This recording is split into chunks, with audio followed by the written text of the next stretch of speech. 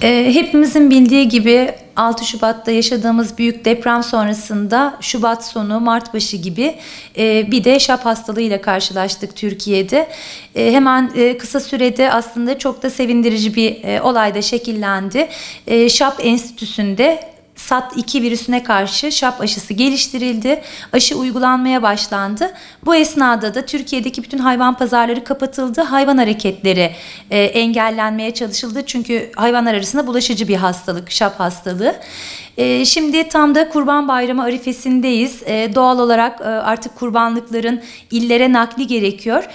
Son bilgilerimiz şu şekilde aldığımız: 16,5 milyon civarında bir aşı uygulanması planlanırken 14 milyon aşı şu anda uygulanmış durumda ve şap aşısının rutin aşılamaları bitmiş durumda Türkiye'de.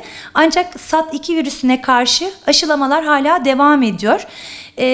Aşı yapıldıktan sonra 21 gün boyunca hayvan hareketine izin verilmiyor. 21 gün sonra hayvan hareketi şu anda kurbanlıklar açısından serbest.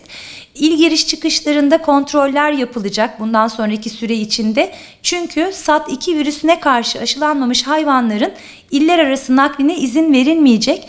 Bu şekilde hem hastalığın yayılmasının önüne geçilecek hem de hasta hayvanların kurbanda insanlar tarafından alınması, kurbanlık olarak kullanılmasının önüne geçilmiş olacak. İl giriş çıkışlarında mutlaka kontroller yapılacak veteriner hekimler tarafından, tarım il müdürlükleri tarafından. Aşısı yapılmamış hayvanları taşıyan insanlar mutlaka cezalandırılacak. Dolayısıyla bu denetimler çok önemli. Güvenli bir şekilde kurbanlıkların alınabilmesi için. Tabii Kurban Bayramı'nda bizler için önemli olan sadece şap hastalığı değil. Bunun dışında birçok hastalık var bu dönemde kontrol edilmesi gereken.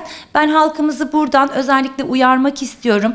Mutlaka veteriner hekim denetimi olan hayvan pazarlarından hayvanları almaları, mutlaka Kurban Bayramı'nda veteriner hekim denetimi olan belediye, yerel yönetimler tarafından belirlenmiş yerlerde kurbanlarını kestirmeleri, etlerin mutlaka sağlık kontrolünden geçmiş olması çok önemli. İnsanların bu etleri tüketirken sağlıklarının da korunması çok önemli.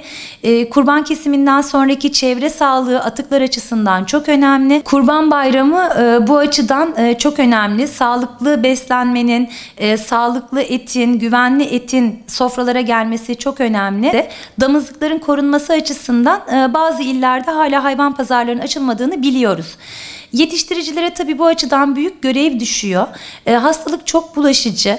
Mutlaka çiftliklerde dezenfeksiyona dikkat etmeleri lazım.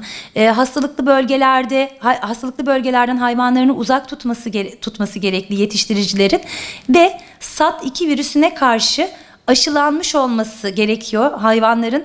Özellikle biraz önce de bahsettiğim gibi il giriş çıkışlarında, denetimlerde eğer hayvan aşılı olmazsa cezalarla karşılaşacaklar. Yetkili olan kurumlar da zaten tarım il müdürlükleri, ilçe müdürlükleri, bu konuda meslektaşlarımız da illerdeki kolluk kuvvetleriyle, emniyetle bu görevleri sınırlarda özellikle il giriş çıkışlarında birlikte yapacaklar.